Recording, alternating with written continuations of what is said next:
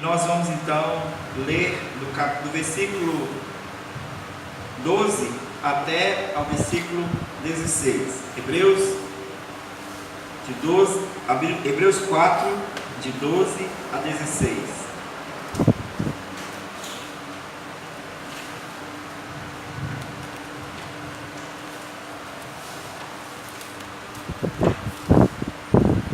Vamos ler todos juntos.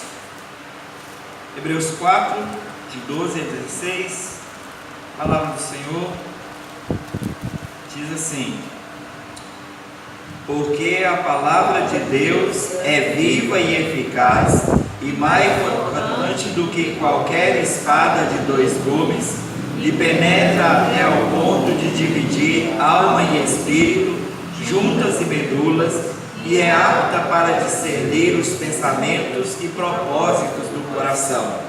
E não há criatura que não seja manifesta na sua presença, pelo contrário, todas as coisas estão descobertas e patentes aos olhos daquele a quem temos de prestar contas. Tendo, pois, a Jesus Cristo, o Filho de Deus, como grande sumo sacerdote, que penetrou os céus, conservemos firme a nossa confissão, porque não temos sumo sacerdote que não possa compadecer-se das nossas fraquezas. Antes, foi ele tentado em todas as coisas, a nossa semelhança, mas sem pecado. Acheguemo-nos, portanto, confiadamente, junto ao trono da graça, a fim de recebermos misericórdia e acharmos graça para socorro em ocasião oportuna. Deus nos abençoe. Vamos orar?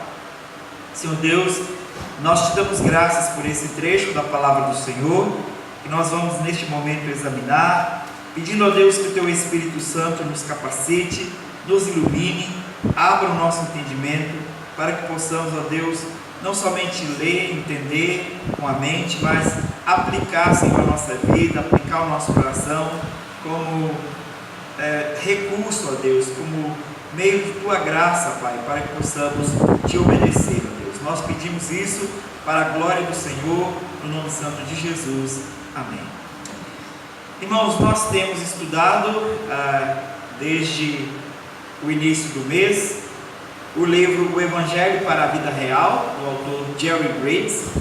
O foco deste ano é a vida cristã à luz do Evangelho, do Reino. Então, como nós podemos viver a vida cristã de um modo prático à luz do Evangelho do Reino.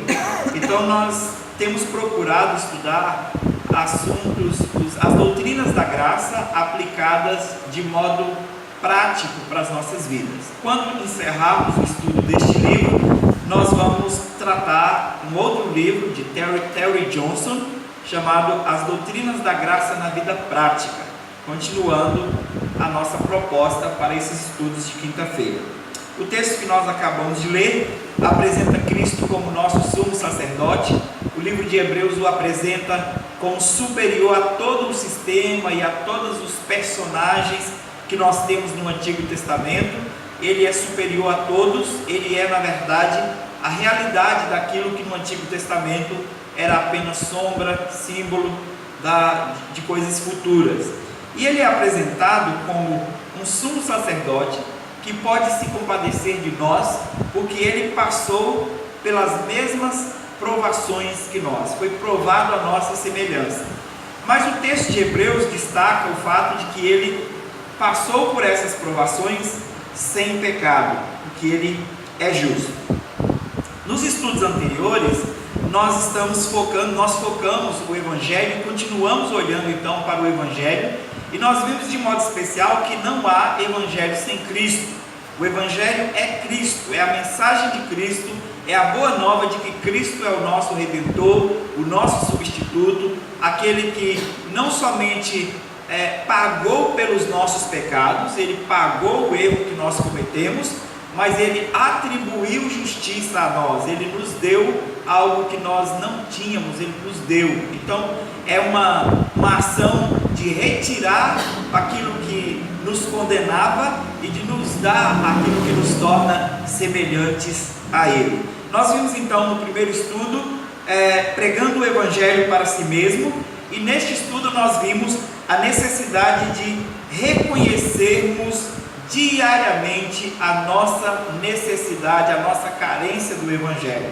Visto que nós pecamos todos os dias, nós precisamos do Evangelho todos os dias, porque o Evangelho, porque Cristo é o único meio eficaz de lidarmos com o pecado.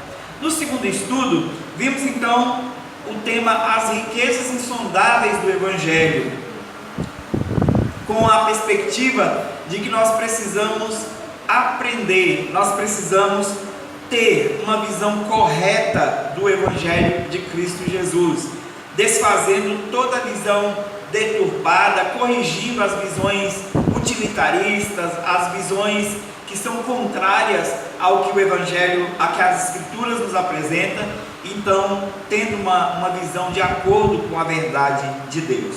No último estudo, nós olhamos para a cruz. Por que a cruz? A cruz como um símbolo de vergonha, de ignomínia, vergonha pública, e nós vimos então que nós precisamos perceber a cruz como um alerta constante, tanto à gravidade do nosso pecado, quanto à santidade e à justiça de Deus.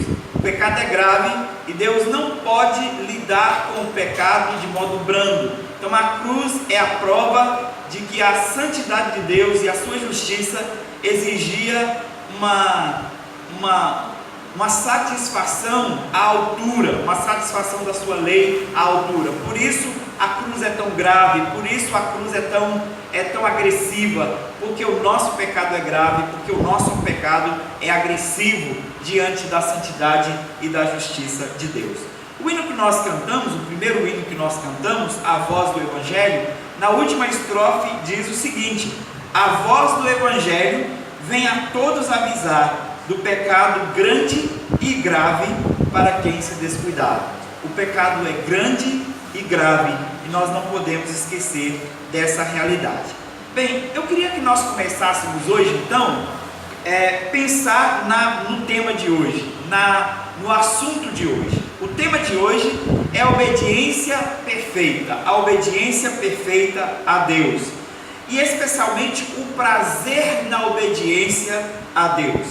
Eu queria que você começasse imaginando uma criança perfeita, um filho perfeito, um filho que nunca te desagradou, que nunca pecou, um filho que nunca foi impaciente com seus irmãos, um filho que nunca agiu com maldade, um filho que nunca retaliou às agressões dos irmãos, um filho que na adolescência nem sequer sucumbiu às tentações que são comuns da adolescência, um filho que não se deu ao orgulho, não se deu à luxúria, à inveja, à cobiça, um filho que era modelo para os demais enquanto adolescente.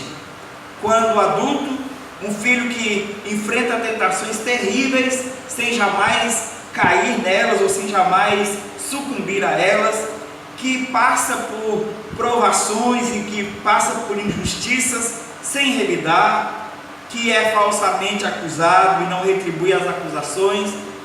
Tenta imaginar este filho.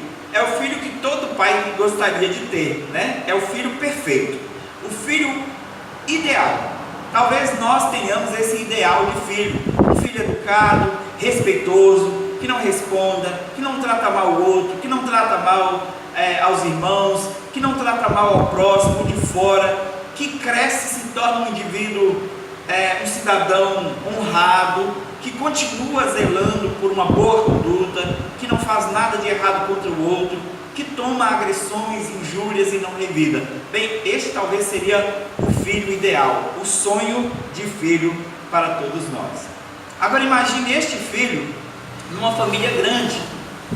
Você deve, eu não sei, talvez aqui a maioria teve a experiência de ter família grande, se não de muitos irmãos, mas de muitos primos ao redor, né? E onde tem muita criança sempre há confusão, né? Há o que puxa o cabelo do outro, há o que instiga as brigas, há o que faz injustiças e coloca a culpa no outro, há o que mente. Sempre há crianças fazendo coisas erradas onde há uma aglomeração de crianças. Imagina uma criança crescer num ambiente assim, cheio de crianças pecadoras, e essa criança não sucumbir a estes apelos do pecado. E aí você poderia dizer, essa criança não existe, né? Lembra de um comercial que passava? Eu não lembro exatamente do que era, né? Mas esse comercial, a criança no supermercado chorava pedindo, compra brócolis mãe, compra brócolis mãe, compra brócolis. E aí o final da propaganda era, essa criança não existe, né? A gente sempre, acho que alguns de vocês talvez possam lembrar desta propaganda. Nesse quesito eu sempre brincava, bem, ele existe e mora lá em casa, porque os meus são assim, né, com vegetais, com brócolis especialmente, né, eles brigam por causa de brócolis. Se perguntar carne ou brócolis, eles colocam a carne de lado e vão ficar com brócolis. Mas a primeira opção, do filho que não se irrita, do filho que não faz mal ao outro, talvez você possa dizer, não, de fato essa criança não existe. E essa criança talvez nunca tenha existido. Bem, essa criança existe. Hoje já crescido, né? Mas essa criança existiu. Jesus cresceu em uma família muito grande. Jesus cresceu, os evangelistas registram algo a respeito, algumas informações a respeito da família de Jesus. Mateus, por exemplo, no capítulo 13, fala de 4 irmãos de Jesus e os nomeia: Tiago, José, Simão e Judas, irmãos do Senhor Jesus. E ele ainda fala de todas as suas irmãs. E essa expressão, todas as suas irmãs, dá a ideia para a gente que eram várias irmãs, pelo menos mais de 2 ou 3 eram, né? Então Jesus tinha aí pelo menos uma família, ele tinha uma família de pelo menos 6 ou 7 ou mais irmãos. Então é uma casa cheia. Eu cresci numa família de 7, nós éramos 7 irmãos. Se nós supormos aqui que Jesus tinha 4 irmãos e mais 2 ou 3 irmãs, seriam 7 ou 8 na casa dele também. Bem parecido talvez com o contexto em que eu cresci. Não foi fácil. Muitas vezes eu fui injustiçado, já apanhei por causa de injustiça dos meus irmãos, né? Mas eu também já fui injusto. Já instiguei os meus pais a fazerem algo com os meus irmãos, a corrigirem os meus irmãos e eu esconder a história e abafar o caso.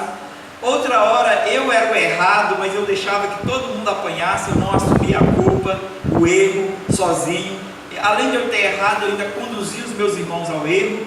Então, nós crescemos num contexto assim e nós pecamos. O Senhor Jesus cresceu num contexto assim, sendo talvez empurrado pelos irmãos. Ele era o irmão mais velho, mas mesmo assim talvez nas brincadeiras o irmão mais velho instigou, os irmãos o instigaram, talvez os irmãos empurraram, talvez os irmãos foram injustos com ele, porque esses irmãos de Jesus, diferentemente dele, todos eram pecadores. Todos eram pecadores. Jesus era o único na casa que não tinha um coração corrupto. Jesus era o único na casa que não tinha um coração maldoso.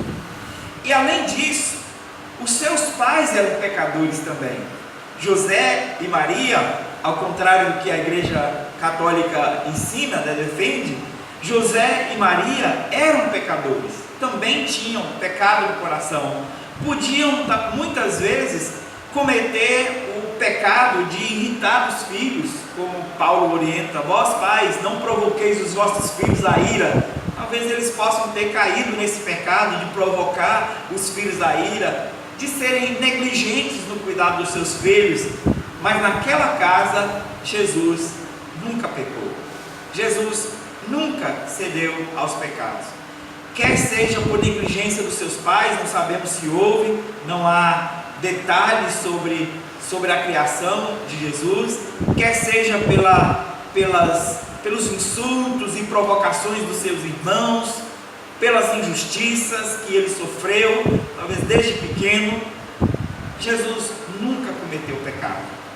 Nós temos em primeiro lugar a descrição da natureza dele, e a descrição que as Escrituras nos dão da natureza dele, nos mostra que Ele é perfeito, Ele é Deus, e que portanto Ele não pode pecar, Ele não pode agir contrário à sua natureza. E nós temos também o testemunho do autor aos Hebreus, aqui nas Escrituras, que disse que Ele foi tentado à nossa semelhança, mas sem pecado. Vejamos, o que Ele diz aqui? Versículo 15: porque nós não temos um sumo sacerdote que não possa compadecer-se das nossas fraquezas.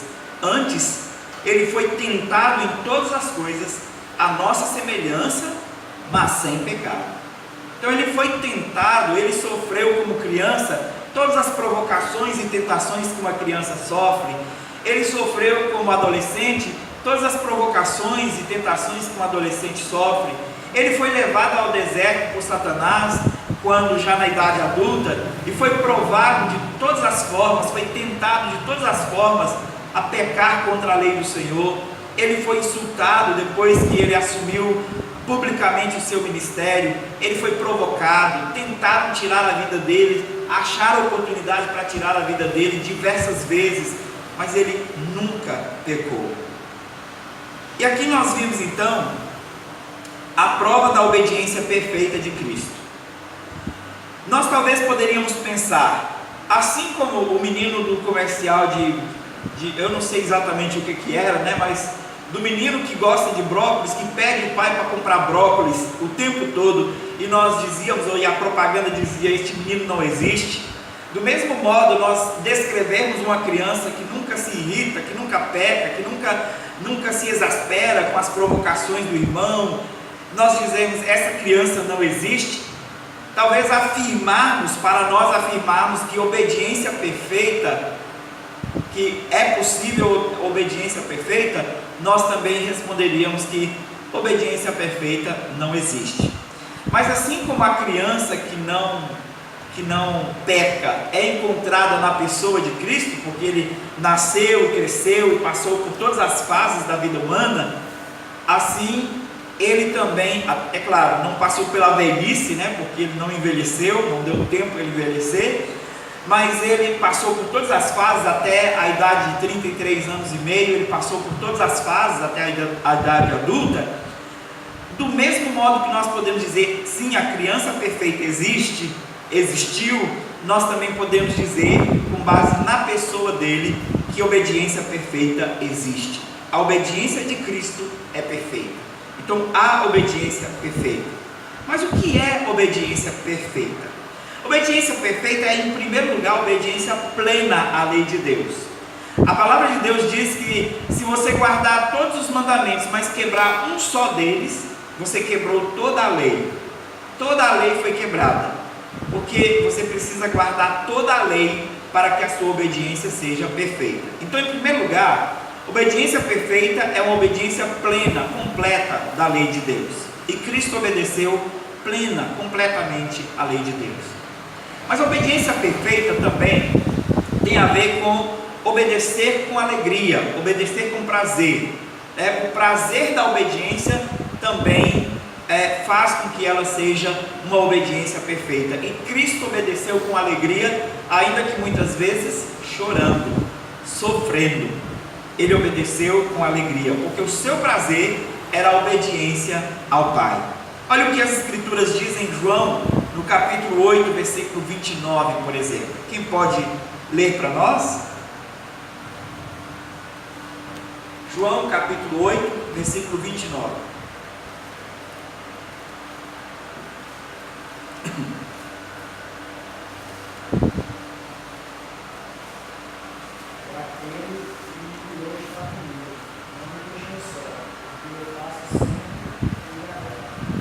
Eu faço sempre o que lhe agrada.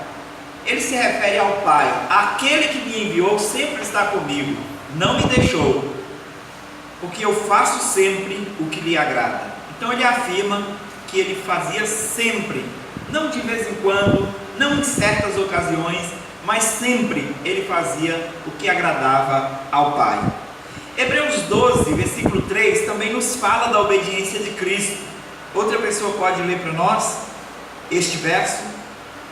Hebreus 12, versículo 3.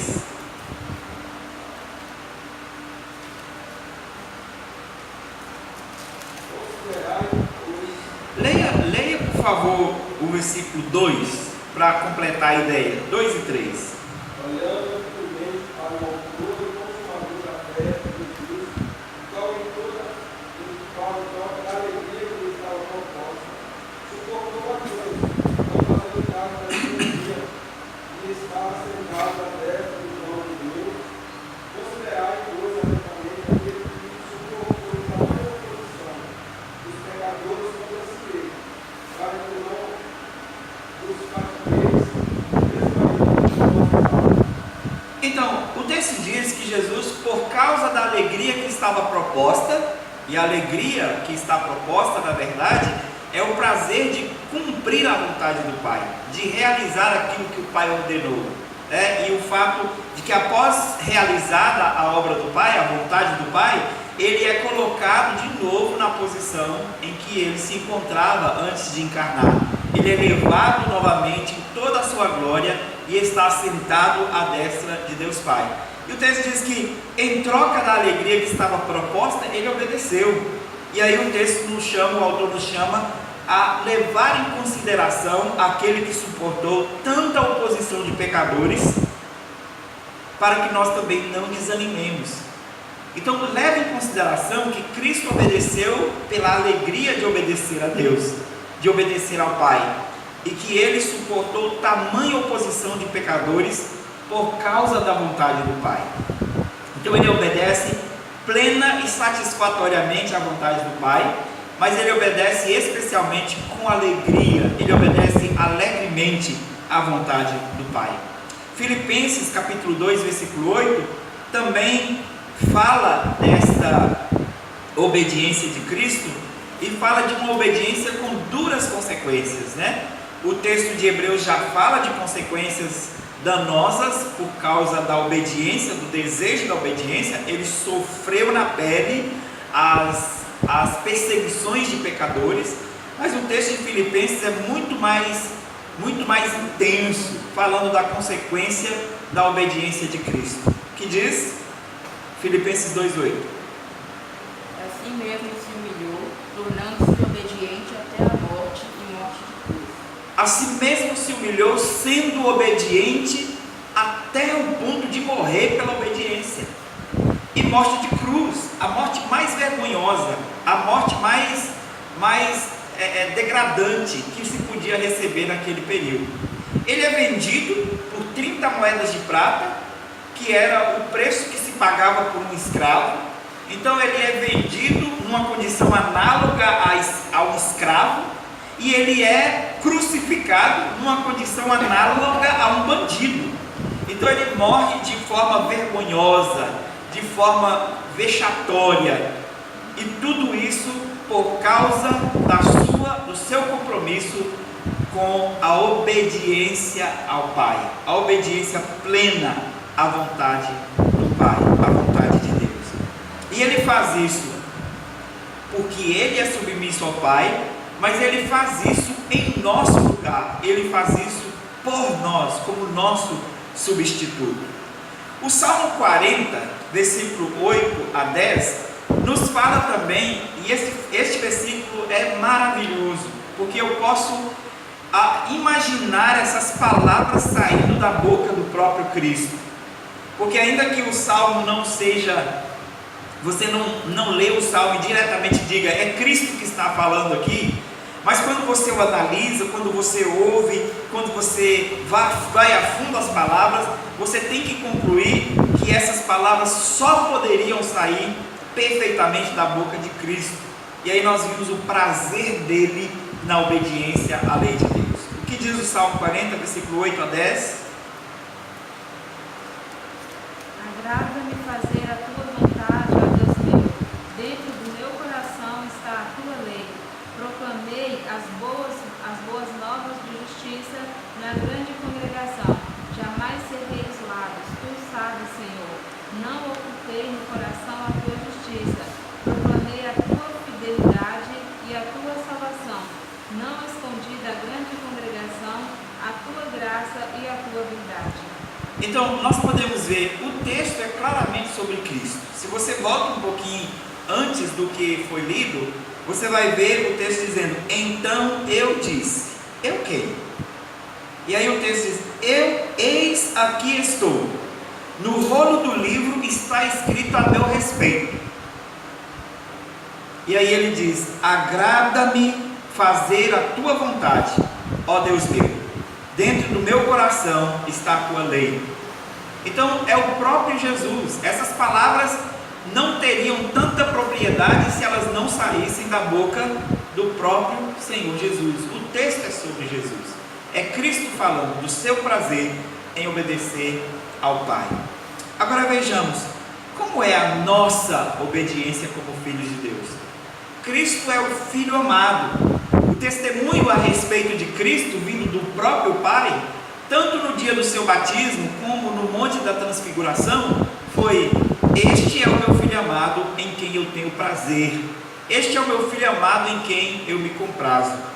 Agora, qual deve ser o testemunho ao nosso respeito? Como é a nossa obediência como filhos de Deus? Tem uma história de um menino que na igreja ele ficava o tempo todo levantando-se, às vezes colocava-se em pé no banco, no próprio banco, levantado, ficava em pé no banco, e a mãe, constrangida, chamando a atenção dele o tempo todo, dizia: senta, e ele sentava por um minuto e levantava depois, e ela dizia: senta, até que ela ficou bem irritada com o menino e ameaçou ele, disse: você senta, porque se você não se sentar, se você levantar de novo no banco, eu vou levar você lá fora e vou te dar uma surra. Você senta. E ele sentou com raiva, queria levantar, ela segurou ele e disse: senta, e forçou ele a ficar sentado. Então ele vira para a mãe e diz: estou sentado, mas estou em pé. Então o que é que diz essa mensagem deste menino? A postura externa é de obediência. Externamente ele está obedecendo à mãe. Ele está sentado na posição que a mãe ordenou, é claro, não com alegria, com tristeza e raiva, mas ele está sentado na posição que a mãe ordenou. É uma obediência externa. Mas dentro do coração ele diz: eu estou em pé. No meu coração eu estou em pé. Estou sentado, mas estou em pé. Bem, aqui a gente vê claramente a atitude pecaminosa, a atitude do coração pecaminoso dessa criança. E em última análise, cada um de nós vai ter que se identificar com essa criança. Cada um de nós. Porque muitas vezes a nossa obediência é meramente externa. Nós estamos sentados, mas estamos em pé. Nós estamos obedecendo, mas estamos desobedecendo. Obedecendo externamente, mas no íntimo nós estamos fazendo pela motivação errada, pelas razões erradas, por medo, por querer manter a aparência, por hipocrisia. Quando nós queremos obedecer externamente só para manter o status de obediente, isso é hipocrisia. Isso é condenado nos fariseus, e nós podemos ter uma atitude semelhante, talvez uma obediência externa, mas que não tem qualquer fruto interno. Então cada um de nós tem que, em algum momento, aliás, em todo momento, a maioria das vezes as nossas vidas, especialmente quando a Bíblia nos ordena algo que é contrário à nossa natureza, que é ainda muito mais duro para a nossa natureza, tem algumas coisas que nós temos mais facilidade de atender, de receber, de acatar, mas algumas coisas são agressivas à nossa alma, à nossa natureza. Algumas verdades das Escrituras são cruéis contra a nossa natureza, e aí nós podemos ter essa atitude de estou sentado, mas estou em pé. Como é que nós podemos então ter uma postura de obediência perfeita a Cristo se o nosso coração ainda é pecaminoso? Como nós poderemos obedecer perfeitamente a Deus se nós estamos marcados pelo pecado? Romanos 7, versículo 19, fala dessa luta do homem, dessa luta do coração, de querer fazer de desejar fazer o que é correto, e às vezes até externamente consegue fazer, mas no íntimo o coração diz outra coisa, mas no íntimo a natureza, a velha natureza grita outra coisa. Romanos 7, 19.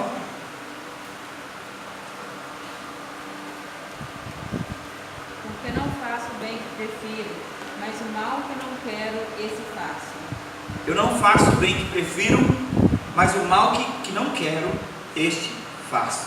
Então há uma luta na nossa natureza, há uma luta interna. Nós queremos fazer o bem, mas somos também empurrados em alguns momentos a fazer o mal. Então nós precisamos lidar com essa dualidade, lidar com essa crise da luta do novo homem com o velho homem. Mas o que nós podemos concluir da obediência de Cristo, e olhando para aquela figura do menino que estava sentado, mas estava em pé, e olhando para essa luta interna do nosso coração, mesmo com tudo isso, nós temos que reconhecer que a obediência na qual não se sente prazer, ela não é uma obediência perfeita. Ela pode até ser completa em todos os requisitos externos. Você pode obedecer se te disser, faça assim, assim, assim, mas se você não cumprir os requisitos internos, ainda assim, essa obediência não é perfeita. O Sermão do Monte nos mostra essa realidade. Quando o Senhor Jesus, ele, olhando para a lei, olhando para os 10 mandamentos, nos fala dos aspectos internos da obediência dos 10 mandamentos. E ele diz que ele mostra, por exemplo, que na lei, e segundo a prática dos anciãos, você, para ser condenado por adultério, você precisava ser pego em flagrante adultério. Então precisava de haver uma comprovação externa do pecado para que o pecado pudesse ser condenado. Mas aí Jesus, os judeus, então os anciãos passaram a interpretar, e por sua conveniência, que o pecado só era pecado se fosse de fato comprovado, né? E então eles seguravam nesse fato. Bem, se o pecado não é público, se o pecado não foi visualizado, se ele não há provas contra ele, se ele não pode haver condenação, então um homem não pode ser condenado. Eu não posso ser condenado se eu não pequei publicamente. E Jesus diz: mas eu porém vos digo que se você olhar para uma mulher com intenções impuras, você já cometeu adultério com ela. Então Jesus mostra que a questão da obediência é muito mais profunda do que uma obediência simplesmente externa. Você pode obedecer completamente, você pode ter conhecido apenas uma mulher na sua vida inteira, você conheceu ela muito jovem, fez o compromisso de casar-se com ela, casou com ela e vive com ela até hoje, nunca a traiu, mas você já pode ter cometido adultério no coração, se você desejou outra mulher que não é a sua. Então Jesus mostra o aspecto muito mais profundo do pecado e muito mais profundo da obediência da lei. Não é simplesmente obediência externa. Talvez você nunca adulterou de fato. Talvez você nunca traiu a sua esposa, ou você, esposa, nunca traiu o seu marido, mas você já teve desejos impuros com outra pessoa que não era o seu cônjuge. E por ter desejos impuros com outra pessoa que não era o seu cônjuge, você cometeu adultério, quebrando assim a lei do Senhor. Do mesmo modo, a lei a lei contra o homicídio. A lei diz: não matarás, não cometerás homicídio. E aí Jesus diz: eu porém vos digo que se você sentir ódio pelo seu irmão, você já cometeu homicídio, você já pecou contra este mandamento. Então Jesus mostra mais uma vez que a lei é muito mais profunda do que simplesmente o seu aspecto externo, e que a obediência à lei é muito mais profunda, e com isso nós temos que concluir também que o problema do pecado é muito mais profundo do que um pecado fatual, um pecado externo. É a raiz, é o problema no íntimo. E aí então nós precisamos pensar: se Deus exige obediência perfeita, como é que eu posso então agradar a Deus? Como é que eu posso obedecer agradando a Deus? E como é que eu posso também ter prazer na obediência a Deus, sabendo que a minha obediência não é perfeita?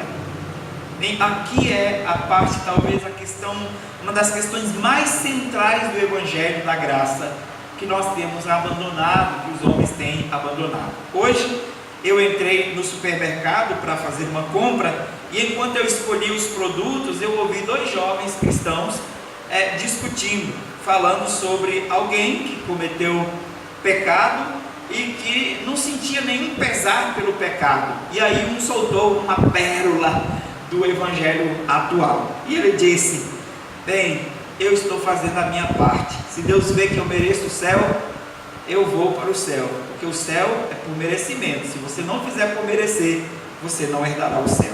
Eu falei assim: entendeu tudo, né? Sabe tudo, menino. Entendeu tudo de Evangelho, né? O Evangelho não é sobre merecer.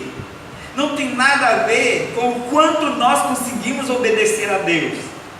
É claro que uma vez que o Evangelho nos transformou, uma vez que o Evangelho nos tirou da condição de injustos condenados para justificados, nós agora conseguimos obedecer e ter prazer na obediência, mas ainda assim a nossa obediência é imperfeita.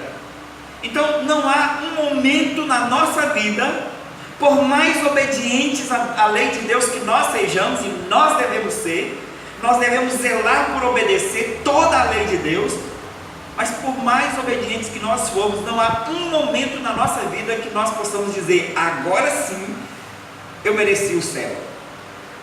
Que nós possamos dizer: Deus deve estar orgulhoso de mim agora, porque eu cumpri tudinho. Não há um momento que nós possamos dizer. Em todos os momentos, nós só podemos nos gloriar no fato de que Cristo obedeceu perfeitamente por nós. Então, é para Ele que nós devemos olhar. Se nós podemos falar de uma obediência perfeita do crente, nós só podemos falar dessa obediência mediante a pessoa de Cristo. É Cristo quem obedece perfeitamente por nós. E aí Ele dispensa a graça para que nós lutemos por uma obediência perfeita. Ele nos capacita para essa luta diária da obediência, do desejo da obediência perfeita. Mas quem obedeceu perfeitamente foi Ele. Mas quando falamos de obediência perfeita de Cristo, nós devemos olhar tanto para a sua vida quanto para a sua morte. Quando nós perguntamos para um crente, para um cristão que tenha entendido já o sentido do Evangelho, o que Cristo fez por ele, o que Cristo fez por você para que você fosse salvo, ele vai dizer: Cristo morreu por mim. Está corretíssimo, inclusive esta é a linguagem usada nas Escrituras, é a linguagem do apóstolo Paulo: Cristo morreu por mim. Mas essa linguagem, ela não descreve tudo o que Cristo fez por mim. O correto seria: Cristo viveu e morreu por mim. Porque Cristo viveu por mim e Cristo morreu por mim. Ele viveu e obedeceu onde eu falhei em viver e obedecer a Deus, e Ele morreu para pagar onde eu falhei. Então a obra perfeita de Cristo, ela inclui tanto a vida quanto a morte de Cristo. Então, quando nós formos perguntados sobre o que Cristo fez por nós para que nós pudéssemos ser salvos, a resposta completa seria: Cristo viveu e morreu por mim. Ele viveu e morreu para que nós pudéssemos ser salvos. Talvez você nunca deu atenção para uma descrição que os evangelistas fazem de uma peça dos vestuários de Cristo no dia da sua morte. João 19, versículo 23, quem pode ler para nós? E aí eu quero que vocês prestem atenção numa descrição que é feita pelo evangelista dessa peça de vestuário, e por que ele faz essa descrição dessa peça. Qual a relevância de dar esse detalhe a respeito dessa peça de vestuário de Cristo? João 19, 23. Os soldados, pois, quando ficaram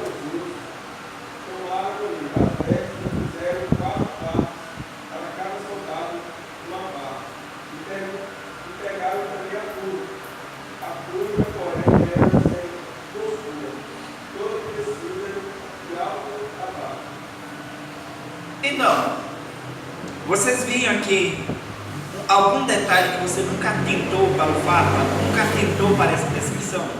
Essa peça do vestuário de Jesus aí, a túnica. A túnica, porém, era sem costura, toda tecida de alto a baixo. Qual a importância desse relato? Bem, se você olhar, voltar um pouco, eles estavam dividindo as vestes de Jesus. Dividiram em 4 partes as vestes de Jesus, mas de repente tem uma túnica, tem uma peça do seu vestuário, que se eles dividissem, eles iam desfazer toda a peça. Porque essa peça de vestuário, ela era tecida à mão. Ela era toda tecida. E para tecer, você tem que tecer com um fio só. E mesmo se você usa diversos rolos de fio para poder tecer, quando chega no ponto de continuar, acabou um rolo de fio, acabou um pedaço do fio, para você continuar a tecer, você vai ter que amarrar aquele primeiro pedaço no outro e continuar a tecer. E se você puxar o fio, quem é que já fez tricô, né? A minha esposa tentou aprender uma vez fazer tapetes, né? De crochê, aqueles pontos largos. Quem já fez tricô ou crochê? Se você puxar um fio, você desfaz a peça inteira, não é? Tem uma toalha de mesa linda, aí soltou uma pontinha, a criança vem, pega a ponta e puxa. O que vai acontecer? Vai desfazer a toalha toda. Então, se eles dividissem aquela túnica em 4 pedaços, o que ia acontecer é que aquela túnica iria se desfazer. Bem, essa túnica, ela é simbólica da obra de Cristo. Ela aponta para a obra de Cristo. A obra de Cristo completa não pode ser dividida. Nós não podemos separar isso aqui Cristo fez, isso aqui Cristo fez desse modo, isso aqui. Ela não pode ser dividida. É como essa túnica. E às vezes nós estamos fazendo no Evangelho dividindo a obra de Cristo, né? E aplicando uma parte dela uma coisa e a outra parte outra coisa. E aqui não é assim. Não é desse modo. A vida e a morte de Cristo estão tão entrelaçadas que nós não podemos falar de Evangelho sem falar de vida e morte de Cristo. Jesus não apenas morreu por nós, Ele também viveu por nós. E na teologia, essa obediência completa de Cristo, vida e morte, é chamada de obediência ativa e obediência passiva de Cristo. Em um sentido, nós não podemos falar de uma obediência passiva de Cristo em momento algum. Mesmo quando Ele morreu, que Ele sofreu a morte em si mesmo, Ele diz: a minha vida ninguém a tira de mim, eu a entrego, eu a dou para depois tomá-la, para depois reavê-la. Então, nesse sentido, nada foi passivo. Jesus era ativo em todas as suas ações, em todas as suas obras. Mas a ideia de obediência ativa e passiva, a obediência ativa é relativa ao cumprimento dos preceitos da lei, os preceitos obedecidos. Então Cristo obedeceu plenamente a todos os preceitos da lei, a todos os decretos divinos, a tudo aquilo que Deus determinou para ele, ele obedeceu plenamente. Então isso é a obediência ativa de Cristo. E a obediência passiva é tudo aquilo que ele, no cumprimento da vontade do Pai, sofreu sobre si. É tudo aquilo que ele padeceu por causa da obediência, ou seja, as penalidades sofridas sobre si. Então, a obediência ativa diz respeito aos preceitos obedecidos e a obediência passiva diz respeito às penalidades sofridas.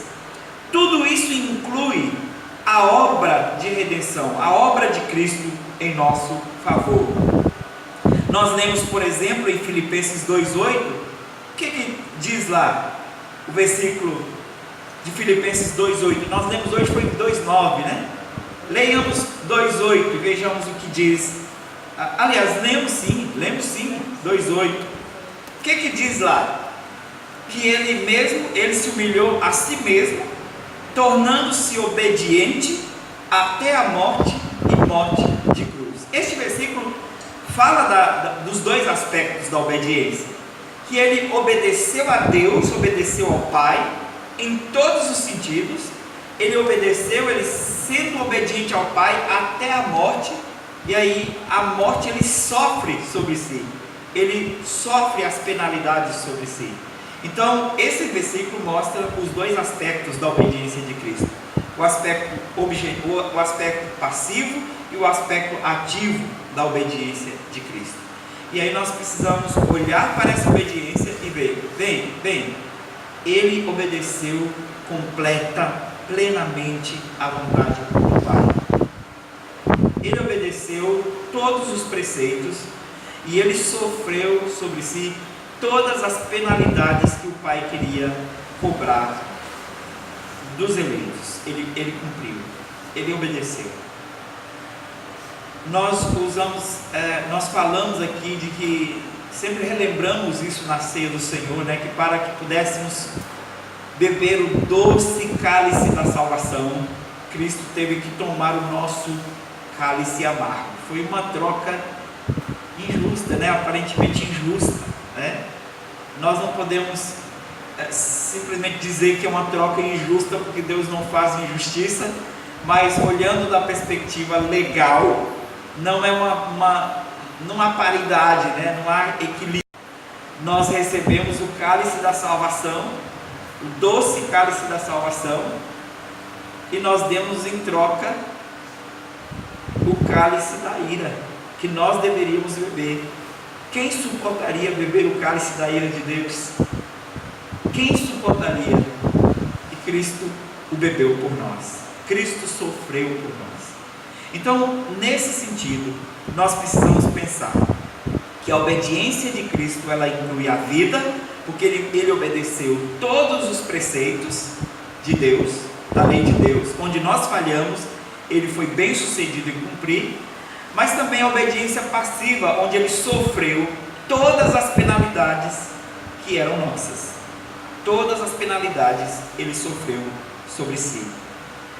E o mais maravilhoso disso tudo é que ele se deleitava em fazer isso. Ele tinha prazer em obedecer a Deus. Então, o prazer da obediência de Cristo, o prazer da obediência mesmo em angústias, mesmo em dores. Você consegue imaginar Cristo no Getsemane, chorando e suando sangue, e ainda assim tendo prazer na obediência ao Pai? O que ele disse naquele dia? Pai, se possível, passa de mim esse cálice, tudo, faça-se a sua vontade. Então a gente vê, ao mesmo tempo que fazer a vontade do Pai lhe causava profunda angústia, mas ele tinha o prazer na obediência ao Pai. Ele diz, faça-se a sua vontade. Então, em profunda angústia, ele tinha grande prazer na obediência da vontade do Pai. E é isso que o primeiro texto que nós lemos nessa noite diz, o versículo 11 de Isaías 53, que ele verá o fruto do seu penoso trabalho e se alegrará, especialmente porque o fruto do seu penoso trabalho é o resultado da sua obediência ao Pai. A sua obediência ao Pai lhe causa profunda alegria, e nós estamos inclusos nessa alegria de Cristo, porque a sua obediência fez com que nós pudéssemos ser salvos, né? E aí nós somos dados a Cristo como fruto da sua obediência. Ele nos recebe como presente do Pai. E aí ele se alegra também com o fato de que pela sua obediência ele resgatou alguns, ele resgatou a muitos, como as Escrituras dizem. Então, a alegria da obediência. Agora, vejamos que maravilha, meus irmãos, e aqui com algumas aplicações práticas para a nossa caminhada cristã, para fortalecer nossa esperança e a nossa alegria de obedecer a Deus, mesmo debaixo de tribulações e lutas, e também para dar conforto, alento ao nosso coração quando nós fracassarmos nessa obediência e reconhecermos que nós não podemos obedecer plenamente, perfeitamente a Deus. A nossa união com Cristo. A nossa união com Cristo é uma das grandes maravilhas do Evangelho. A nossa união com Cristo, descrita lá em Romanos 6, do versículo 1 ao 7, fala de um modo maravilhoso de como que, por causa da nossa união com Cristo, nós morremos, é como se nós morrêssemos na cruz com Ele, e aí nós morremos para o pecado, e por causa da nossa união com Cristo, quando Ele ressuscitou, nós também ressuscitamos com Ele. Tudo o que Ele fez, todos os méritos que Ele tem perante o Pai, Ele agora também dá a nós por causa da nossa união com Ele. O que é que diz o texto lá de Romanos? Vejamos, Romanos 6, de 1 a 7. Que diremos, pois? Permaneceremos no pecado para que seja a graça mais abundante? De modo nenhum. Como viveremos ainda no pecado, nós os que para ele morremos? Ou porventura ignorais que todos nós que fomos batizados em Cristo Jesus fomos batizados na sua morte? Fomos, pois, sepultados com ele na morte pelo batismo, para que, como Cristo foi ressuscitado dentre os mortos, pela glória do Pai, assim também andemos nós em novidade de vida. Porque se fomos unidos com ele na semelhança de sua morte, certamente o seremos também na semelhança de sua ressurreição. Sabendo isto, que foi com ele, que foi crucificado com ele o nosso velho homem, para que o corpo do pecado seja destruído, e não sirvamos o pecado como escravo, porquanto quem morreu está justificado do pecado. O que é que Paulo está dizendo aqui? Em primeiro lugar, ele diz: ignorais que todos nós que fomos batizados em Cristo Jesus, fomos batizados na sua morte. Então Paulo, em primeiro lugar, nos identifica com Cristo na morte. Nós somos identificados com Cristo na sua morte. É como se quando Cristo morreu na cruz, todos nós morremos satisfatoriamente também para Deus. Cristo morreu satisfatoriamente. Cristo cumpriu tudo que era exigido da lei de Deus. E agora nós em Cristo, o Pai toma aquela obra de Cristo satisfatória na cruz como se fosse nossa. Como se nós tivéssemos capacidade, como se nós tivéssemos qualificação para morrermos por pecadores. Nós não temos nenhuma qualificação, nenhuma capacidade. Se a gente morresse na cruz, a nossa morte lá não pagaria pelos nossos pecados. Nós seríamos só semelhantes ao bandido, ao ladrão do outro lado da cruz que não se arrependeu. Morreu na cruz sem efeito nenhum. Mas Cristo, por causa da sua justiça e porque morreu em obediência à vontade do Pai, Ele pagou pelos nossos pecados. E agora, por causa da nossa união com Ele, é considerado que nós fomos crucificados com Ele na cruz. É mediante então a sua obra que nós somos justificados. Segunda coisa que Paulo destaca aqui: ou vocês ignoram que nós fomos batizados em Cristo, nós somos batizados na sua morte. Ou como é que uma pessoa é inclusa na igreja visível, é incluída na igreja visível? Como ela se torna membro na igreja visível? Mediante profissão de fé e batismo, não é? Ela é inclusa na igreja visível, ela é colocada na igreja visível, ela é recebida na igreja visível, mediante o batismo e a pública profissão de fé. O batismo, então, é o meio pelo qual o indivíduo se identifica publicamente com a igreja de Cristo. E aqui ele está dizendo, é o meio pelo qual você se identifica publicamente com o próprio Cristo. Você ignora que você foi batizado na morte, assim como você é batizado, simbolizando ou significando a sua morte para o pecado e a sua união com Cristo, e aí você é selado e você recebe o sinal dessa união publicamente. Do mesmo modo, isso simboliza que você foi sepultado com Cristo, que você morreu com Cristo lá na cruz, né? Então aqui ele coloca duas imagens: a morte na cruz, você morreu com Cristo, e o sepultamento de Cristo, você foi sepultado com Cristo também. Então você é identificado com Cristo em toda a sua obra. Aí depois ele continua, e ele diz: fomos, pois, sepultados com ele na morte pelo batismo, para que o corpo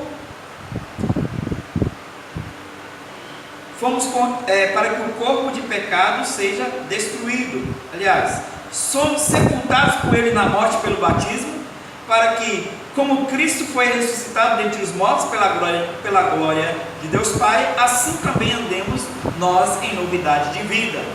Então ele agora identifica a vida de Cristo com a nossa vida, aliás, a nossa vida com a vida de Cristo. Então ele diz, assim como Cristo ressuscitou, nós também vivemos para Deus. Então nós somos identificados com Cristo também na sua ressurreição e na sua vida. Então ele diz que o velho homem morreu, foi crucificado com Cristo, para que o corpo de pecado fosse destruído, e aí então nós não vivamos mais como escravos do pecado. Então Paulo nos identifica com Cristo na sua morte, no seu sepultamento, na sua ressurreição, na sua vida. Então nós somos identificados com Cristo nesses aspectos. Qual é a maravilha disso? A natureza dessa união com Cristo, ela é tanto legal quanto vital. O que isso significa? É legal porque quando Cristo morreu lá, nós não estávamos lá. Você estava lá o dia que Cristo morreu por você? Você estava lá o dia que Cristo morreu por você? Nenhum de nós nem era nascido, era só projeto, só plano de Deus, né? Nenhum de nós era sequer nascido, mas Cristo já morreu por nós, há mais de 2000 anos atrás. Cristo morreu por nós. Como é que Ele morreu por nós então? Como é que nós morremos nele lá, se nós nem nascidos éramos? É pela representação legal. Cristo foi o nosso substituto legal diante de Deus. Então essa união com Cristo é legal. Ele, assim como Adão nos representou a raça no início da criação. Quando ele caiu, a raça caiu com ele. Assim Cristo representa todos os eleitos. Quando ele morreu, ele representava todos os eleitos que já tinham morrido no passado, todos os eleitos daquele tempo e todos os eleitos que vieram a nascer depois, e todos aqueles que ainda virão a nascer. Cristo representava legalmente lá. Mas a todos aqueles que Cristo representou legalmente, todos esses também são ligados vitalmente com Ele. Nós somos ligados espiritualmente com Ele. Nós estamos então unidos a eles espiritualmente. E a linguagem de João a respeito da videira, no capítulo 15 de João, nos fala sobre isso, da nossa união com Cristo. Ele fala do ramo que está ligado à videira, né? Se corta o ramo, separa ele da videira, o que acontece? Ele morre. Então um ramo fora da videira não tem vida. João nos descreve como um ramo ligado à videira. Nós somos o ramo ligados à videira. Isso significa que toda a vida que nós temos, a vida espiritual, toda a vida de justiça, toda a vida que nos torna aceitáveis perante o Pai, vem de Cristo. É por isso que toda a nossa salvação é mediante a fé em Cristo Jesus. Não há nada de nossa salvação que é resultado de nós mesmos, do nosso esforço. Aí nós olhamos então para essa realidade e nós precisamos entender que por causa da nossa união com Cristo, nós somos abraçados por Deus mediante essa fé em Cristo.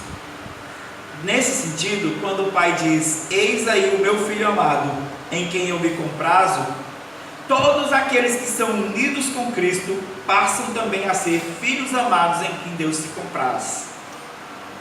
Ele é o Filho, Ele é o primogênito de Deus, todo o prazer de Deus está nele, mas Deus passa a ter prazer em nós, porque nós estamos unidos com Ele.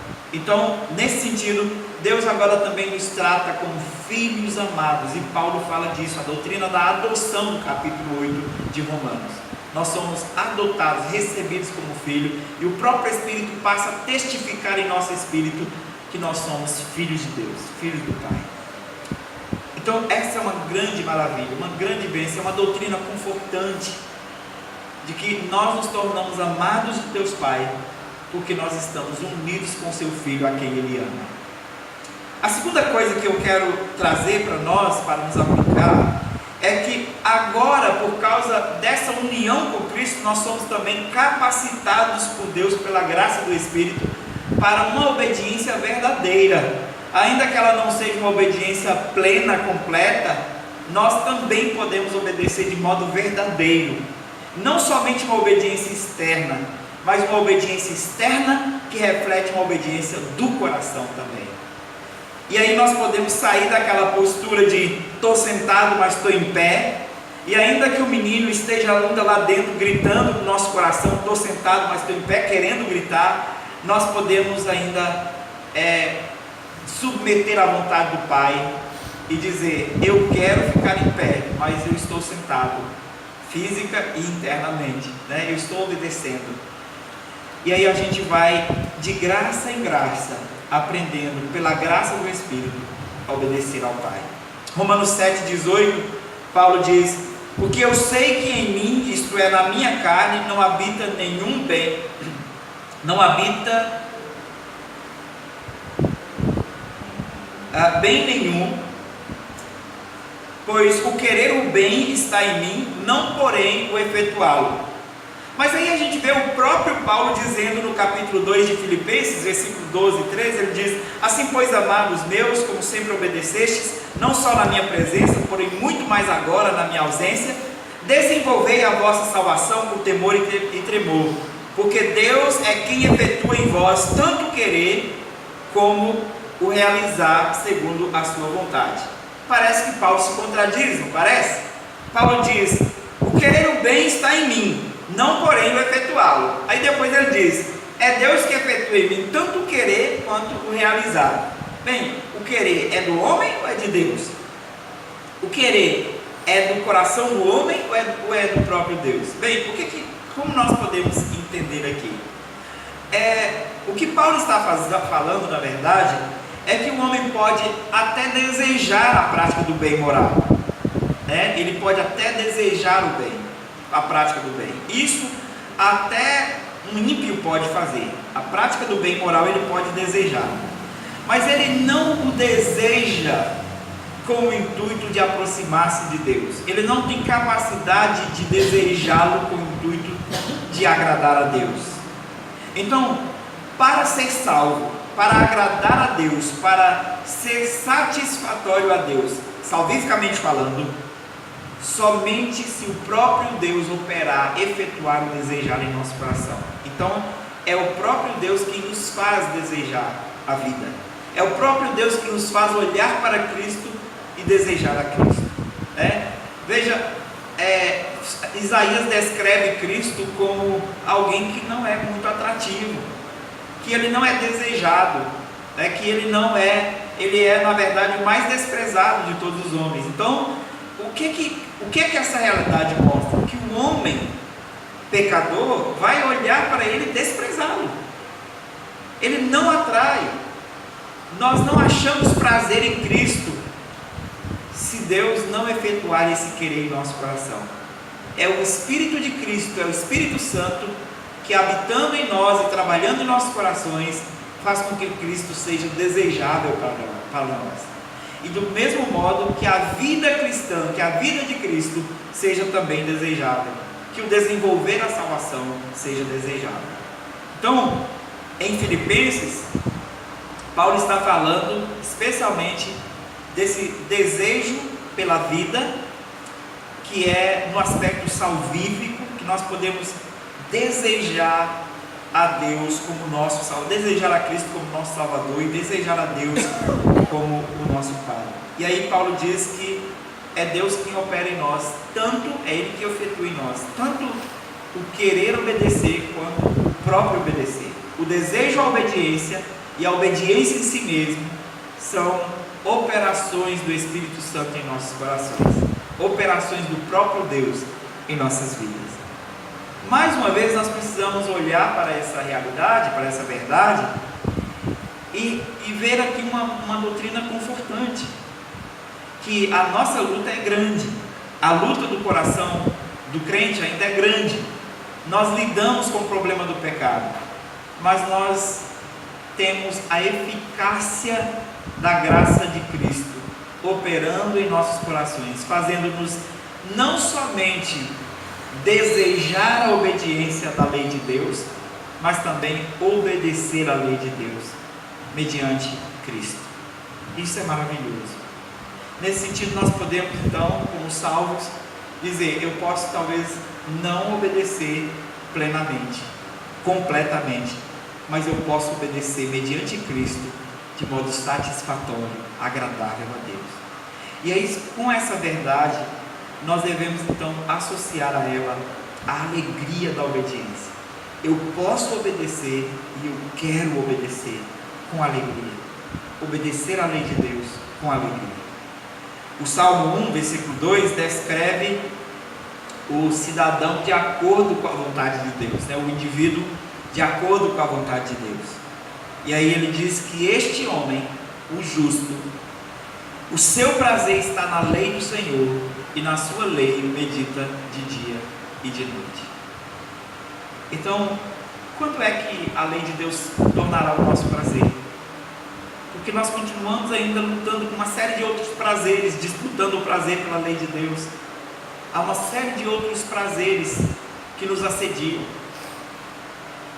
Mas é mediante a submissão contínua à vontade de Cristo, mediante a fé em Cristo Jesus, que nós vamos cada vez mais tornando semelhantes a este homem do Salmo 1, tornando semelhantes ao homem Jesus. Cristo, homem perfeito, Deus homem perfeito, que não somente obedeceu em nosso lugar, não somente morreu por nós, mas Ele nos capacita à obediência e Ele nos ensina a obediência.